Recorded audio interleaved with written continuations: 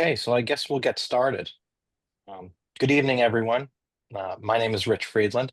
I'm the president of the New York State Radiological Society Foundation. It's a pleasure to welcome you all to tonight's webinar. The New York State Radiological Society Foundation is a nonprofit committed to cultivating the next generation of radiology leadership.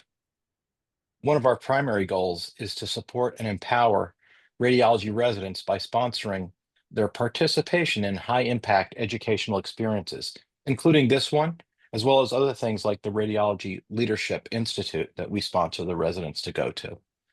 Um, the foundation is honored to partner with the New York State Radiological Society's Quality and Safety Committee, and I'd like to express my sincere gratitude to Dr. Shlomit Stein and the entire Quality and Safety Committee for the opportunity to launch the inaugural webinar in our educational series tonight. This event and the upcoming educational series were made possible through a generous support of Barco. We appreciate Barco's commitment to advancing the field of radiology and to sharing our vision of nurturing leadership, quality, and innovation in our community. So again, thank you all for joining us tonight. I look forward to an engaging and thought-provoking session with Dr. Woojin Kim. I'm going to now pass the mic to Dr. Matthew Barish, the moderator for tonight's webinar. Hello, good evening, everyone. My name is Matthew Barish, and I'm the Vice Chair of Informatics at Northwell Health. It gives me great pleasure to introduce our speaker for this evening, Dr. Woojin Kim. Dr. Kim's name is synonymous with innovation in our field. He's currently the Chief Strategy Officer and Chief Medical Information Officer at HOPPR, as well as the Chief Medical Officer at the American College of Radiology Data Science Institute, as well as a practicing MSK radiologist at the Palo Alto VA Medical Center. But his experience extends far beyond those roles. He was a co-founder and CMO at Equium Intelligence, which was acquired by RadAI, and before that, CMIO at Nuance Communications. He also co-founded Montage Healthcare Solutions, which was acquired by Nuance. And before that, he served as Chief of MSK Imaging at UPenn. Clearly, Dr. Kim has seen and shaped the evolution of radiology from many different vantage points. At ACR 2024 and SIM 2025, Dr. Kim introduced us to the concept of agentic AI and AI agents and shared his hope that AI and other advances can help radiologists return to being the doctor's doctor. Today, he's back to delve deeper, highlighting emerging trends beyond multimodal foundation models and exploring the transformative potential of these goal-driven AI entities. So without further ado, please join me in welcoming Dr. Woojin Kim, who'll be presenting on generative and agentic AI, the next frontier of AI in radiology. Thank you, and All right, well, Dr. Kim. thank you for that kind introduction. Hello, everyone. So today I'm going to talk about generative and agentic AI. So first, the disclosures. Now, for the last several years, I've been asked to give a lot of AI talks, particularly in generative AI. And well, I've been letting this guy do my introductions for me. Hello, everyone. I'm Woojin Kim, a radiologist with expertise in imaging informatics. On top of that, I wear the hat of an entrepreneur. I appreciate each one of you for joining today's session. Let's dive into the captivating world of generative AI together. Now, what if I were to tell you that I didn't say those words or even write those words? So here's what I did. So I took my profile photo and then I gave it to something called Midjourney and asked to create some avatars for me. And it did. And yes, I know, the first one doesn't look anything like me. So, it looks more like a K-pop star. So I will put that in the I wish category. Now, sadly for me, I think I do look like the guy at the bottom, but I thought it looked a little too silly. So I went with the guy in the middle. Once I picked the avatar image of choice, then I asked ChatGPT, hey, I'm about to give a talk on generative AI. Can you come up with an opening script for me? And it did. And then I used something called 11 Labs to clone my own voice and then submitted the ChatGPT created script and then created a voice recording that you just heard. And then fed the voice recording as well as the single avatar image to something called the DID, which created the animation you just saw. Now I know what you're thinking. You're thinking, hey, Woojin, that's way too complicated, way too many steps. Wouldn't it be far easier if you just asked AI to animate your profile photo instead? And believe me, I did try that. Hello, everyone. I'm Woojin Kim, a radio. I'm going to pause right there because even for me, that's super creepy.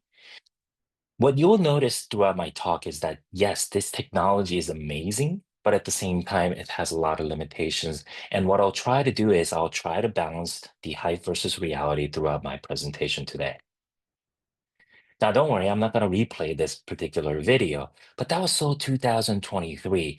This is what you can do as of, say, last year. Watch. Okay, this is the real Woojin for reference. In contrast, this part of the video is completely fake. The AI used a 2-minute video of me speaking to a webcam and generated an AI avatar of me. Can you tell that this video is not real? What are your thoughts on it? And I can even make it speak different languages. 안녕하세요. Me llamo Woojin Kim. Ribongo wo skoshi hanasemas. Je ne peux pas parler français. Ich kann kein Deutsch. मैं हिंदी नहीं बोल सकता. Я не могу говорить по-русски. I know, I felt like Jason Bourne there for a second. Well, so that was like, last year. And about a month ago, I was asked to give a talk in Colombia. So I tried to do this again, where I try to take my single profile photo and try to animate it. And this is what I got.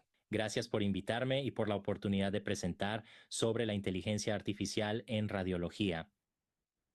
I have to admit, this isn't so bad, right? So you can see how rapidly this technology is advancing. So what's making all this possible? That's right, generative AI. Now, if you've been to any AI talk within the last couple of years, you'll seen diagrams like this one. So what you'll see is that generative AI, or Gen AI for short, fits right underneath deep learning, which means that it uses artificial neural networks. Now, in radiology, what we're used to classically is what we call discriminative technique of deep learning, where if I were to train an AI model on, say, a bunch of pictures of cats and dogs and say, hey, you know what, classify this particular picture for me, and it will say, hey, that's a picture of a cat. However, with generative technique, once I train an AI model on a bunch of pictures of cats and dogs, I can actually ask it to generate a brand new image of a cat from scratch. And that's the distinction and difference between the classical discriminative technique and some of the newer generative technique. Now, I still do create some artwork using AI. And in fact, last year, RSNA conducted this contest where people submitted their AI artwork. And I submitted a bunch of pieces, and 2 of them actually got accepted. And so this piece is called Time is Brain. Now, this particular ability where you can actually put in a text and get an image out has been popularized by something called Stable Diffusion just before ChatGPT came on the scene and really took off. So when that came out, radiologists, we didn't wait, right? But the thing is, if you use Stable Diffusion right out of the box, you can see that the chest X-rays that it creates aren't really looking anything like, real chest X-rays. And in fact, even the Stanford versions where they fine-tune these Stable Diffusion models don't look particularly amazing in these images. However, literally a month later that year, they actually revised and came up with a more improved model where you can put in a text prompt like this one, small right side of pleural effusion, and you can see that it creates a very realistic chest X-rays. And you can see different prompts and the corresponding images, and you got to admit, these look pretty real. And now, fast forward, people can create brain MRs and mammography and other images, medical images that you can synthesize that mimic real images using text prompts. And a couple of years ago, I was asked to give a talk on, burnout and AI. And so what I asked Midjourney was, hey, you know what? I need you to create an oil painting of me being burnt out. Now, when it created that painting, I looked at it and it was, I'm a radiologist and it's missing a monitor. So I drew a region of interest and asked to create a monitor for me. And it drew in the monitor. And this technique is called in painting. And in radiology, folks from Mayo use this particular technique where you take the MRI of the brain images and draw regions of interest and ask the AI models to create synthetic brain tumors. And you can see that it does that. What about videos? Now, a couple of years ago, this particular video went viral, but that was so 2023. Guess what? This is what you were able to do as of last year. No, I'm just kidding. That was just Will Smith just parroting himself. That was no real video. But the reason why I'm actually showing you this is because the AI generated videos today are even scarier in terms of scary good. So remember the painting that I created, Time is Brain, using AI. So I use the same prompt, except since this is a video that I'm about to create, what I asked the prompt to do was, hey, you know what, can you, towards the end, have the camera focus on one of the clock faces? And using VO2 a couple months ago, this is what it was able to create. Nothing but simply using text prompt. And that was about, at the beginning of this year. And as many of you may know, if you follow this area, VO3 just came out a couple of weeks ago, and same prompt.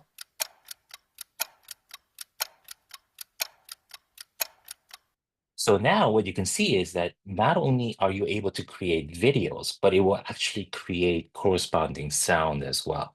So you can see this technology is moving super fast. Now, late last year, something called Notebook LM from Google went viral.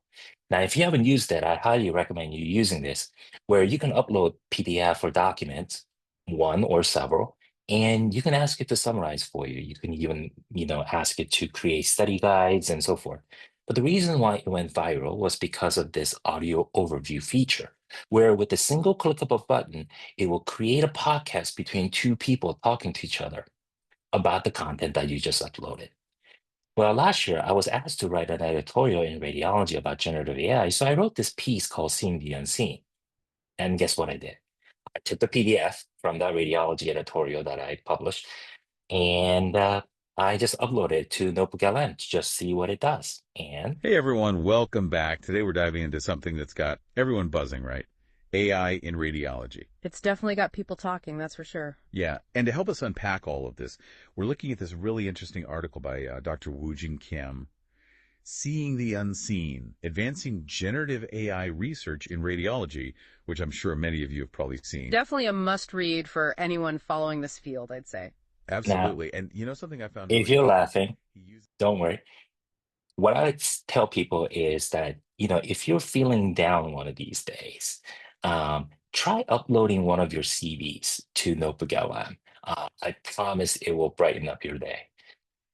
Now, of course, people started to get really creative and try to see how much they could push the limits of this technology. So somebody uploaded a document with nothing but the word poop and fart written 1,000 times, and well, listeners, you know we love a challenge on this show, right? But gotta say, you guys have really outdone yourselves this time. It's certainly a unique piece of source material, that's for sure. Unique is putting it mildly.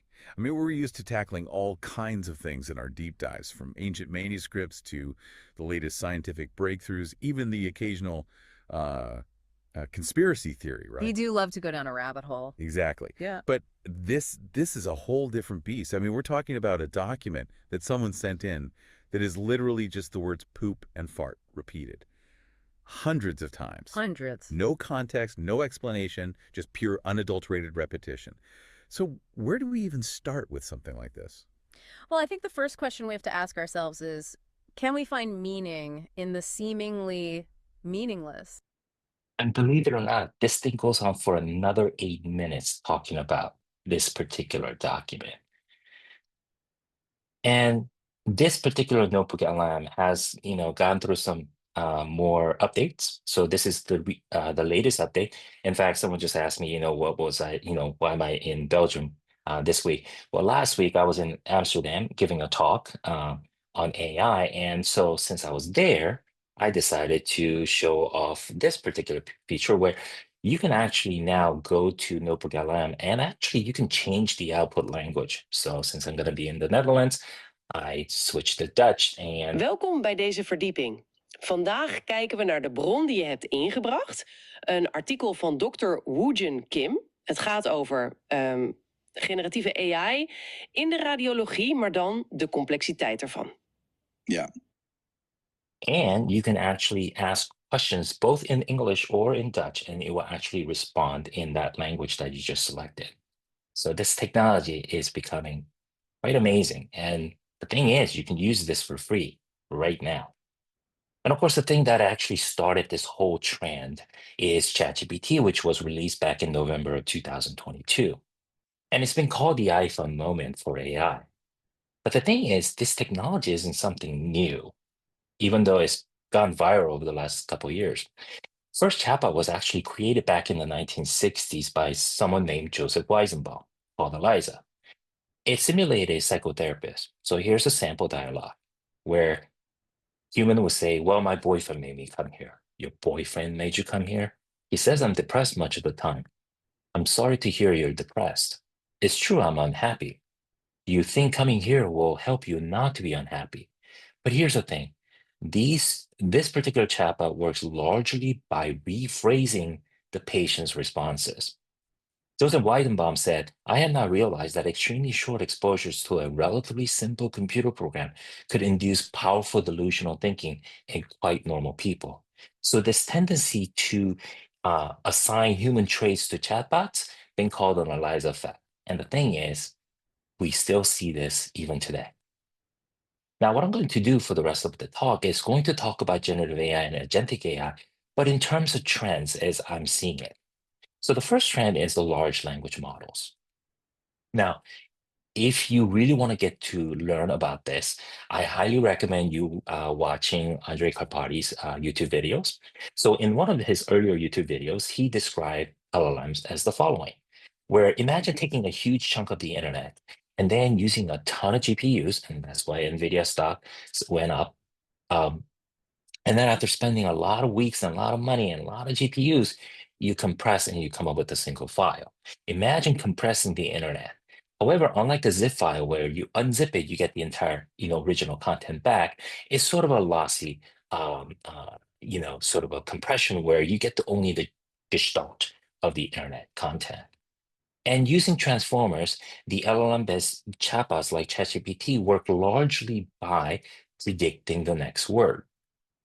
Well, to be more precise, it's actually predicting the next token, which can be entire word or a part of a word. And his latest video, if you got 3.5 hours, I highly recommend watching it because he goes through this extremely in an easy to understand format. And of course, everyone's super excited about, LLMs and ChatGPT. In fact, in radiology, you can hardly go, a day without seeing some kind of an article on this particular topic. And sure enough, there are many, many different use cases when it comes to radiology, but that's a little messy. So I'm going to organize them in terms of looking through the lens of a life cycle of a radiology report. Why? Because as a radiologist, I can tell you that is my, prime work product. So LLMs can affect both before, during, and after report generation. Now, before report generation, we typically look for reasons for exam, prior reports, risk, and EMR. Now, LLMs can provide summaries, but also be interactive, and I can chat with it as well. Now, during report generation, I can use it to convert free text to structured report, check for errors, look for clinical decision support, and even generate automatically the impression section of the reports. Now, I don't know how many of you recognize this photo, and I'm actually old enough to have used one of these devices, and this thing is called an alternator. Now, you see, way back when, before the days of PACS, this is how radiologists used to look at images off the films. The best way for me to describe this particular device is it kind of works like that garment conveyor you see at a local dry cleaner, where the radiologist would use a foot pedal to move the films up and down, and they'll be able to look at and generate their reports. So you might be asking, why is Woojin showing a black and white photo way back when in a generative AI talk? Because believe it or not, there is something about radiology reporting from this era that I miss. Many of us miss, in fact. You see, when you look at this particular picture, you'll notice the radiologists are able to look at the images only, right? The films. Why? Because there's nothing else to look at. When they finish dictating the case, the transcription would take that and generate the report for the radiologist. And if they're really good, they would even fix errors for, him or her. Now, fast forward, this is how we dictate today. Because of PACS, speech recognition, and structural reporting, radiologists look at a particular image and then dictate one of the findings in one of the structured fields. They go back to the image and find another finding and then dictate another finding in another field. And they do this back and forth, kind of like this. And you can see why this is a problem. Now, what I'm going to show you for the rest of the talk is by leveraging generative AI, we can hopefully bring back some of the goodness from the past. Now, in terms of structural reporting, there's also, many reasons why this isn't quite being adopted by radiologists, even though it is favored in research papers by the referring providers as well as the patients. And one of the reasons could be something like this. Let's say this is the structural report format that your boss wants you to use. But what if your visual search pattern is this? That's right, you'll be doing this. And so this is one of the reasons why structural reporting isn't widely adopted by many radiologists. However, what if you're able to keep your eyes on the images the entire time? Just say only the findings that you see in whatever order, and then when you're done, let the AI generate the entire report for you. Let me illustrate for you. So on the left is one of the sample structural report template that radiologists would use. On the right, imagine the radiologist is keeping their eyes on the images the entire time and describe the findings in whatever order they want, either up and down, bottom up, whatever order. And when they're done, the AI will be able to generate the entire report using the LLM. It will know exactly where in the structured field different findings that you mentioned go into, but be smart enough to keep the normal pertinent negative languages in there without deleting them. And then afterwards, it will generate the impression section automatically in your voice. Let's face it, everything I highlighted in green, you really shouldn't have to say it today. And you don't even really need AI for that one. Now, a lot of times radiologists also look at the current study and the prior study. And when they make the comparison, sometimes they're pretty much identical. But here's the thing, I can't just simply copy and paste the old report because the previous report might have been dictated by someone else. But here's the thing, what if I can just give a command to the AI and the LLM would take the previous report and then do all the comparisons and generate an unchanged report with a single voice command. This is what you can do with the LLM-based tools. Now, I know what you're thinking. You're thinking, hey, Woojin, but not every study is exactly the same. What if the current study has something a little bit different, like that little red dot over there? Well, what if you just describe just that difference, the delta, and let the AI take care of the rest of the reporting? And this is the kind of thing that LLM-based tools can help, can be used to expedite reporting for radiologists. Here's the thing. Radiologists are using speech recognition all the time, as you'll see. But here's the thing, where the error that the radiologists make, it's not spelling errors. The speech recognition engine doesn't make spelling errors. But today, that is the only type of error checkers that most of us have. However, using LLMs, you can actually able to detect all kinds of errors like grammar or left and right errors and nonsensical words and so forth. So this is the power of large language models when it comes to reporting. And also, one of the hottest use cases when ChatGPT came out is to use the findings section and then using the LLMs to generate the impression section automatically. And this has been a popular use case, but I can tell you, having done this commercially for several years before ChatGPT came on the scene, that yes, while ChatGPT or in other LLMs can do this type of task, but the thing that is more important is personalization. The automated generated impression should sound just like you. And I can say this as a radiologist. I like the way I sound. Many of us do. So if you give me a generic impression, what I'm going to do is I'm going to go and start changing it because it doesn't sound like me. The second I do that, I lose all efficiency gains. So when you create AI solutions, especially in radiology, you have to think about personalization. All right, somebody's not muted. Okay, great. All right. And after report generation, LLMs can be used to create patient-friendly reports, translate into other languages, and used for data mining. The next trend is large multimodal models. Unlike the text in, text out, like the LLMs with large multimodal models, just like the name says, you can take in different modalities and get different modality out. Now, this is already several years old, but using ChatGPT, you could have been doing this for the last couple of years, where I can take a picture of a bicycle and say, hey, you know what, help me lower my bike seat. And we give you instructions. And you take a close-up shot and you say, hey, you know what, is this the lever that you're talking about? And it will say, no, that's not a lever, that's a bolt, and you need an Allen wrench. And I'm like, you know what? I don't even know what that is. So I'm going to take a picture of my toolbox and ask, hey, do I even have this tool that you're talking about? And it says, yes, you have the right tool. It's on the left side and it's called the bolt. And this is something that's been able to do for the last couple of years. So one of the terms that you hear often in this world is foundation model.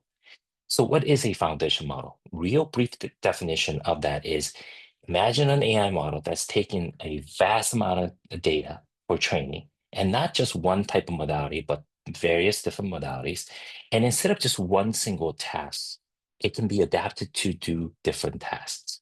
So in radiology, imagine being able to take in not just X-rays or CTs, but all kinds of different information and be adapted to not only just use it for, say, classification tasks, but also be able to generate radiology reports. And that's the difference between the traditional AI models where, for example, you take an SCT and then ask, hey, is there a brain bleed or not?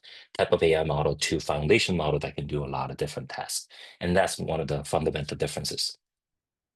So let me give you one example of foundation model or large multimodal model use case in radiology. About a year ago, I gave a keynote in front of over 1,000 radiologists, and I said, you know what, I'm going to get controversial here. I'm going to tell you that within a year, not only are you going to see an AI model that can generate automatically chest X-ray reports from chest X-rays, but also from CT of the abdomen and pelvis. Well, was I right? Here's a paper from Harvard called MedVersa, where you can give a chest X-ray and you give some context, and it will be able to generate a chest X-ray report for you. And of course, you can do the same thing with the CT. In this case, you can ask a question and it'll be able to answer a question.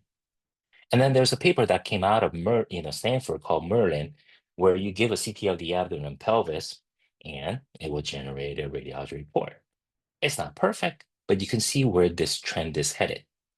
Now, before you guys get all scared about this particular technology, a paper just came out looking at some of these papers showing that some of these models are still quite limited in their capability despite the research papers and the hype. So the next trend is test time compute. So what is this? What this is, instead of kind of like the fast and slow thinking of how we think, it's trying to make the models think harder using a lot of tokens. Okay, so system two thinking. In fact, Jensen Huang, in a recent keynote, labeled this as the next phase of this trend when it comes to scaling laws. However, the other thing that is super hot right now is agentic AI or AI agents. So why is it hot? Watch this. AI. More agentic capabilities. An AI agent. Agents. Agentic workflows. Agents. Agentic.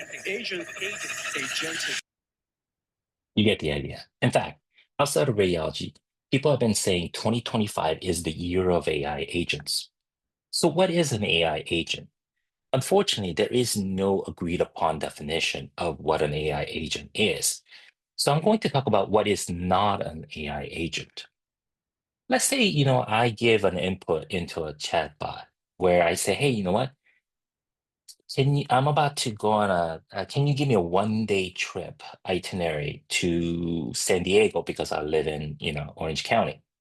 And it will be able to give you that itinerary. However, if I were to ask, hey, which day of the week do I have my day off next week? Guess what? it won't be able to answer that question. Why? Because it doesn't have access to your calendar.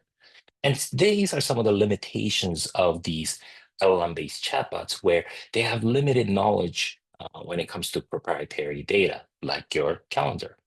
Also, they tend to be passive, which means that they don't do anything until you actually ask a question. Now you can say, okay, what if I give access to my own calendar? All right, then you can answer that question. But what if your following question is, okay, well, then what is the weather like in San Diego next Wednesday? It won't be able to answer that question because it doesn't have access to calendar. Now, I can certainly make, give access to, sort of a weather application. And then I can even add another, AI model that would convert text to speech. But you see, this is just simply what we call AI workflow. Why? Because every step that you see here is prescribed by a human. However, with AI agents, what you need to do is replace that human with an AI, meaning that once I set the goal, it will go through this process where the LLMs or some type of AI model would reason to come up with a plan and then actually act by using these tools. And some people combine this to things as React framework. And some people think this is just enough to call something an AI agent. And that's why there's a lot of discrepancy in terms of definition. But I think you need to actually take it a little bit further, where it needs to be able to observe, get a feedback, and reflect, and be able to review and adjust strategies and repeat this as needed through iterations. So think about circular flow until it comes up with an output. And some people even say, hey, you need memory for AI agents. And these guys from Google and OpenAI are excellent references if you're more interested. But the one I really like is one from the folks, Anthropic, where they really go into the difference between the workflow that I just described and AI agents. Not to get you guys even more confused, despite the purple, balloon here, some people would even separate the two terms, agentic AI versus AI agents, where agentic AI is more about coming up with plans, whereas AI agent is the thing that actually performs the action. So these are some of the tools you hear. The other thing that you'll hear quite often nowadays is something called Model Context Protocol, or MCP. You noticed earlier that agents start using tools, whether it's calendar or weather apps or other tools. And all these tools use what's called an API to connect between the agent and the tool. But here's the thing, every API is unique. Instead of having unique API, which is exponentially complicated, imagine having a USB-C kind of cable to be able to connect with every single tool. And that's what MCP does for you. And Google came up with something called A2A protocol that allows agent-to-agent communication. But just keep in mind that when you want to use this for healthcare, security right now is still quite a bit of a challenge. So why is this happening now? Because we have better models, better tools, they're faster and cheaper, and this thing called test time compute that I described earlier about being able to reason better because of the slower thinking or making the models think harder. So how are these things being used today? So one example is this thing called deep research, which was released by Gemini last year.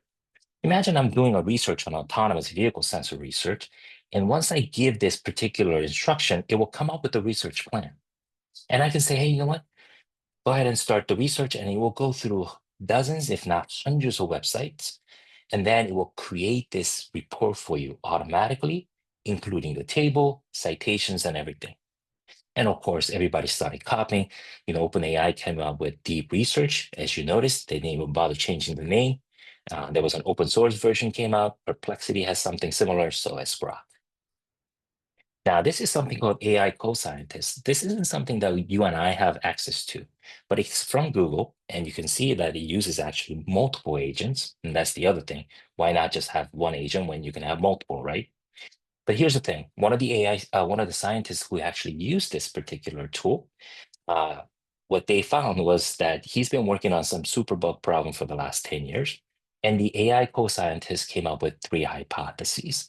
2 of them It took him 10 years to come up with. The third one he hasn't thought of, so he's working on that right now. The other use case is in helping with your coding. Now, this term called, vibe coding has been really been popular. But here's one example where you can actually just say, you know what, I want to create a Candy Crush-like game. And so you give it a text prompt and you're using something called MCP, just like I just showed you earlier. So now you know what that is, right? And if you pay attention to the left side of the screen, you notice that it's creating a bunch of files and it's coding up automatically and it's creating a game. And this is using something called Cursor. And it just hit a $9 billion valuation. And OpenAI bought one of the competitors, Windsurf, for $3 billion recently. Now, it gets even simpler. Imagine just being able to doodle what you want the application to do with different buttons and different instructions. And let's say I take a screenshot of that, give it to Gemini, chat, and say, hey, can you code up this app? And you know what? It does just that. And it gets even simpler. Using the same chatbot interface, I can say, you know what? I want to create a game based on my dog. And I can upload an image of a picture of my dog and then say go. And what you'll see is that this application will just load all this up automatically with no intervention. And you can even play it. And this is what is available today. So what we are doing in medical field? Well, you could see that Microsoft just published this recently. They're coming out with cancer care management using multi-agent orchestration. And you can see radiology being one of the agents here. What about medical imaging? Well, several years ago, about actually more than a decade ago, I took this, imaging value chain diagram and then created this what I call AI imaging value chain to highlight that, hey, you know what?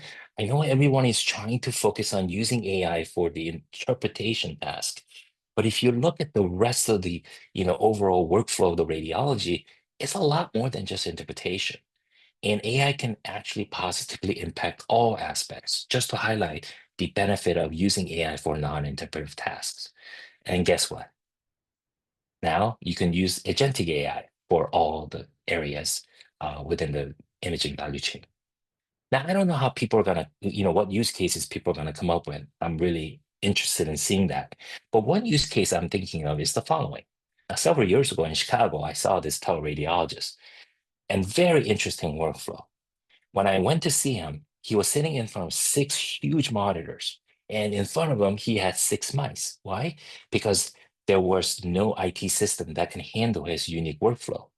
And behind them sat 6 scribes. Each scribe was responsible for each of the 6 monitors. So scribe 1 would put up chest x-ray on screen 1.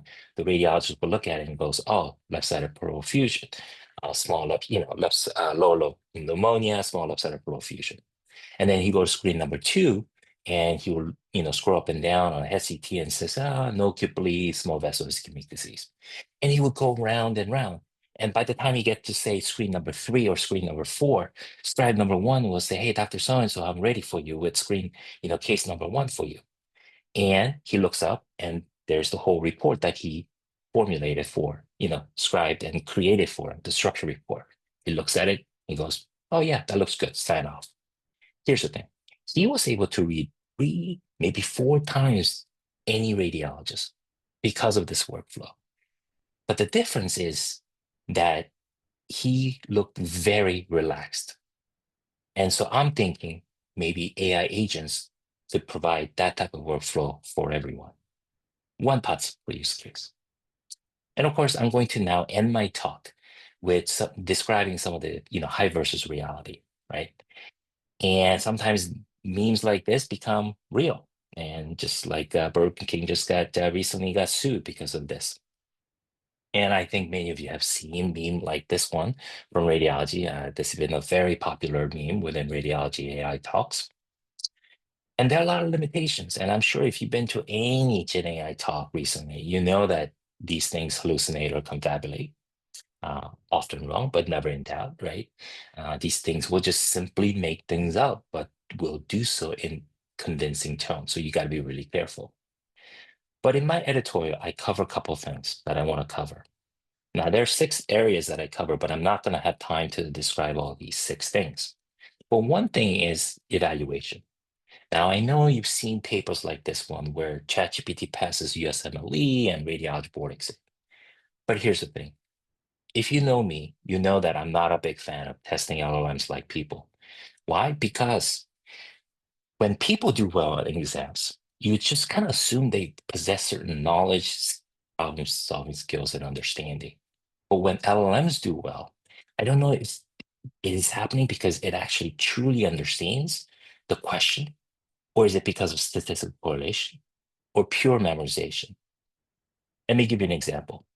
Somebody, sent me this story from CNBC where Scott Gottlieb, who was a former FDA commissioner, did a little mini research project where he asked ChatGPT some USMLE Step 3 questions and claimed that, these chatbots were doing far better than humans. And he asked me, what do you think about this? So I did my little experiment where I gave him one of the sample questions, and guess what? It got the correct answer. But here's the thing, this is where most people would stop. But what I did was I took that answer choice and I changed one word from decreasing to increasing, making an incorrect error choice. And guess what the ChatGPT did? It still picked D as the correct answer. Now you might be saying, Woojin, that's not fair. You didn't give the ChatGPT the correct answer option. So I took the D answer choice and then converted to none of the above. Now, if it were you or me, we would have picked D as the correct answer choice. But this time, interestingly, ChatGPT picked every other answer choice except none of the above. So even though I tout this limitation, I'm sure when GPT-5 comes out, people are going to write these kinds of papers. But my advice and plea is to try to figure out what is happening under the hood rather than just giving multiple choice questions. Because the last time I looked at my PACS monitor, it didn't come with the multiple choice question and answers. The other thing that I highlight is clinical domain expertise. A lot of people, come up with the word GPT and add a radiology word in front of it and write papers on it. And this went viral. Sure, it looks pretty impressive, right? Chest X-ray, ask questions. But as my notations will show you, absolutely no relations between the image and the text response. So you got to read the text, the figures quite carefully. This is from Microsoft when GPT-4 Vision first came out. Page 99 of their paper is entirely starts the dedication towards radiology. And this is an accurate MRI report that GPT-4V created. As an MSK radiologist, I can tell you, no, not even close, right? So you really have to balance the hype versus reality. What about these reasoning models? Well, one of the earliest models from China, when it came out, I gave this particular image. And guess what? It actually got the correct exam type, the plane of the image, and even said herniated disc at the end. But most people would stop here and start tweeting about it. But when I asked this same question twice, second time it says acute compression fracture. Third time it says no osteomyelitis. Here's the thing. If you look at the middle of the reasoning, the text, it says, wait a minute, the question mentions that the patient has a history of infection. Here's the thing. I didn't say anything about the infection. It hallucinated that in the middle of this reasoning process and went down the wrong rabbit hole. So these are the limitations of these models. Finally, AI adoption. Now, I know a lot of research papers and even the vendor industry focus on the accuracy of the AI models. But as you can see from this headline, you should not make the mistake of equating accuracy for efficiency that a lot of C-suites care about. I go even further and say that it doesn't necessarily equate to clinical utility. Here's what I mean. Let's say I can read 100 cases a day, and my boss decides to buy an AI solution that can make me read 200 cases a day. Guess what? It's going to make him happy, but it's going to make me miserable. And I'm going to start looking for a job somewhere else. Unless the same AI solution can make me feel like I'm reading 50 cases. And that is a challenge I pose both to the researchers and the AI industry. Not to end my talk on another reference to poop, but here's the thing. One recommendation I give people is it doesn't matter what kind of cool technology you get. If your data is dirty, you're going to get garbage in, garbage out. And if you forget anything from my talk today, just remember one thing. please do not put into any public-facing chat bots like ChatGPT something you don't want to see on a billboard somewhere. I'm going to skip this slide for timing reasons, but one thing that I'm going to finish up with this is this particular article from Microsoft, where they introduced the term frontier firm. What they're saying is, hey, you know what? As AI agents, become, more advanced, we shouldn't just use AI. These companies should be built around AI, where you start to form human and agent teams. I know this sounds like science fiction, but this also should be oversight, be a human oversight. And so humans are becoming the agent bosses, right? So this is what is advocating in this direction. So my question for you in the medical field is, what should you do now, think about doing now to make sure that you become a frontier practice? With that, I can't predict the future, but one thing I can tell you is I've never seen anything move this fast in my career, and this is going to be a wild ride. So with that, I kindly thank you for your attention. I'm going to leave the next about 9 minutes or 10 minutes for a Q&A. Thank you. Well, thank you, Woojin. That was a phenomenal talk as always. Very thought-provoking and I'm sure scary to some, a dream to others, but I'll open it up to questions from the audience. And if there's a delay, I have a question that I will ask. So is there someone who wants to kick it off? I have a question, if that's okay. Absolutely. Thank you so much, Dr. Kim. That was an extremely informative talk. My name is Daniel Sassoon. I'm one of the integrated IR residents at Rochester General, but I have a background in computer science and still AI and its involvement in the radiology career. In my eventual radiology career has always been an interest of mine.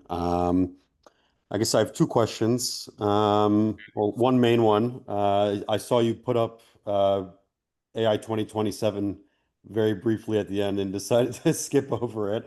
But I think I saw the word snake oil on there. So I'm just curious if you could expand a little bit on your perspective on that article and where you think it may have missed the mark. I guess that's the first thing that I'd love to hear your. Yeah, sure. So let me tackle that first question for you. So I noticed my time. I was like, well, I gotta leave some time for Q&A. And by the way, you have my contact information. So if you have any questions that you couldn't answer right now, just ask right now. Just reach out to me, and I'll be more than happy to answer offline and connect with you. So the AI 2027 paper came out just recently.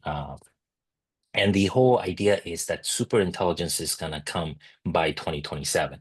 Now, most people would read that paper and say, well, this is science fiction, and blow off this particular paper, except that one of the authors actually wrote a piece called, something about AI in 2026. And when you read that paper, you would think like, oh yeah, that's kind of like what's been happening in the last couple of years. Except when you actually read the date when this particular blog post was written, it was actually before ChatGPT even came on scene. So you can't completely ignore this guy, right? So you want to definitely give at least some thought to what this particular 2027 super intelligence claim is. But the second piece that I showed you was from the AI Snake Oil. That is a great blog. If you like to subscribe, I highly recommend it. And I do like their argument where they said, look, super intelligence, regardless of when it comes, the reality is something that you have to always think about when it comes to AI, especially in mission critical fields like healthcare, is that it really depends on what's called diffusion. Sometimes, the technology might be there, but it's going to take a longer time for it to actually be diffused and adopted and actually used. And we've seen this multiple times, right? And so what I like to do is I like both articles. I like both blogs. I'm not saying, you 100% go with this or that. but it's one of those things, two pieces that is good to read in conjunction, and then formulate your own opinion about it. And in fact, there was a New Yorker, I think New York Times or New Yorker article that just recently came out that did exactly just that, which they tried to compare the two. So I highly recommend reading both of them. Yes. Any other questions? I see there's a question in the chat that I'll read. How do you advise medical students who are hesitant to apply to radiology due to the fear of being replaced by AI? What would you say about that? And I don't know, how do you feel about the original prediction that we'd all be out of a job by now? Yeah, the original prediction was, we'll be out of job, and if Hinton, if everybody listened to Hinton back in 2016, we'll be in major trouble because we actually have a global shortage of radiologists. So what I tell medical students actually is the following. Somebody asked me a similar question last week when I gave that keynote, what's one thing you should do? And I tell people that you should learn about AI, but also you should learn how to learn and you should learn how to think. And that's regardless of whether you decide to go into radiology or something else. And one of the things that people are doing right now, especially since this is coming from a medical student, I think a lot of teachers are having a rough time because students are using ChatGPT, and whether you want to use the term cheating or not, beyond that, just how to, react to that world when people are using AI in their studies all the time now. And what the research has shown is that people's ability to think critically is definitely being negatively impacted when you use these tools. And what I say is that regardless of what you decide to do, you got to learn how to think. And you know what? You should go into radiology if you love radiology and you like it. And you shouldn't let the fear of being replaced by AI dissuade you from that. Because I'm actually still being a radiologist, right? And I think I'm going to have a job for, quite a long time if I wanted to. Um, and it's really, you should do it because you want to and you like it, okay?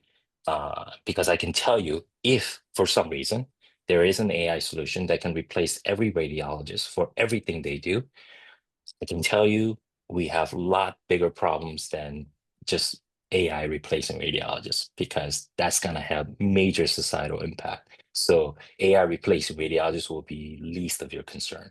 And so I can tell you that it is very challenging to just replace radiologists. Now, if you can be replaced by AI, maybe you should be, but most of us, we do a lot more than just look at images and say, whether there's lung cancer or not. So I say, if you like being a radiologist, you like it, you want to be a radiologist, you should just become a radiologist. So I have one question for you that you mentioned about personalization and the ability for AI to act, essentially as a replication of yourself. You've shown some nice videos, but you also, the fact of impression generation. One of the questions that I have, though, is that in the ability for it to act, to personalize results to look like ourselves, you have to realize that radiologists will eventually be producing reports with AI. I think that's inevitable for the variety of reasons you said. Other physicians will be reading our reports with AI to try and interpret it. Isn't this sort of a battle against personalization to say, wouldn't we be better off coming to sort of a standard, rather than personalize our reports to ourselves, personalize them to some standards so that you end up with an action at the end that is not different whether you read the study or I read the study or someone else read the study. How do you counter that sort of, the push to really structure our reports in the actual language that we use? Yeah, that's a great question. And you know what, if from a vendor, if I were to wear, the industry hat, it would be great, and it would make my job so much easier to create an unchanged, prompt that would actually work every single time if everybody standardized their reports and everybody sounded exactly the same. But I can tell you, when I was a resident, right? And, I would generate a report based on exactly what we discussed with the attending. And some attendings will just say, yeah, that looks good, sign up. Some attending, change a couple words, sign up. But other attendings would literally do select all, delete, and redictate the whole thing from scratch. And that's just us being human. And that's the other thing that, it pertains to the original question that was asked, the first question. The diffusion aspect of it is, yes, it would make it easier if everything was super standardized in some sense. But us being humans, guess what? Personalization matters. I mean, look at yourself when you use ChatGPT. If it doesn't sound like you, you're not gonna just copy and post that or send it as an email automatically. Why? Because it doesn't sound like you. Most of you want it to sound like you, and so people are using different kind of customization techniques and prompting because of that. And so, yes, some people might say, yeah, totally standardized. I'll be totally cool with it. But there's a big segment within our profession that says, you know what? Personalization matters to me. And I've seen this from a commercial perspective. Without personalization, some people just absolutely refuse to use it. So until we get to that time when everything can be standardized, which I don't know when it will happen, but knowing how people are, I think it will be quite a long time. And you can't force people. So you have to be respectful of that. So I know we're over time. There's one more question in the chat. It's up to you, Woojin, if you have time to answer it, but I can read it aloud if you have another minute or so. I do, but I don't know if I can definitely stay on for We'll make this the last one. It's from Yeah. Daniel Hassan, who asked the earlier question. Seems that computer vision has advanced quite dramatically in the last several years. Radiology is primed for training a model, given we have sets of images which are thoroughly analyzed and described in text. From your perspective, what is the current limitation precluding any company or organization from training such a model? Which actually is already, yeah. That's a great question, and people are already doing this. Here's the thing. As a radiologist, I can say this, and no one's gonna throw rocks at me. Our reports are not perfect, and you know that, right? Because a lot of times, yes, we do make mistakes, but not only that, a lot of things we see we don't necessarily report. For example, just looking at a chest X-ray, a buddy of mine, we had a long discussion about what is a normal chest X-ray. As for some people, it means completely normal, like a chest X-ray you see in a 19-year-old. Whereas for some people, for me, I'm old enough. I'm sure if you get a chest X-ray of me, you'll see some degenerative changes in my spine. Some people will call that abnormal. Some people say, oh, that's expected for age. I'm not even going to bother mentioning it. So if you create an AI model that's only hyper-focused, only thing you have is radiology report text, I can tell you, you're going to have some limitations. Because I think all of us who have been in practice know that radiology reports, as much as I like to think is perfect, it's not. And you've seen this. So if you're only relying 100% on radiology reports, your AI models will always be limited. So that's one of the challenges when it comes to creating these AI models. One of many, but something that I can just think right off the top of my head at 1 o'clock in the morning. Yeah. So with that, given the fact it's 1 o'clock in the morning for you, I can't thank you enough for a phenomenal talk. I know there's a lot of questions that people have in their head, but they'll have to share it with you some other way. Thank you so much again for joining us this evening, and thanks everyone in the audience for coming. We really appreciate it. So with that, thank you so much for having me. And again, thanks so much. Thank you.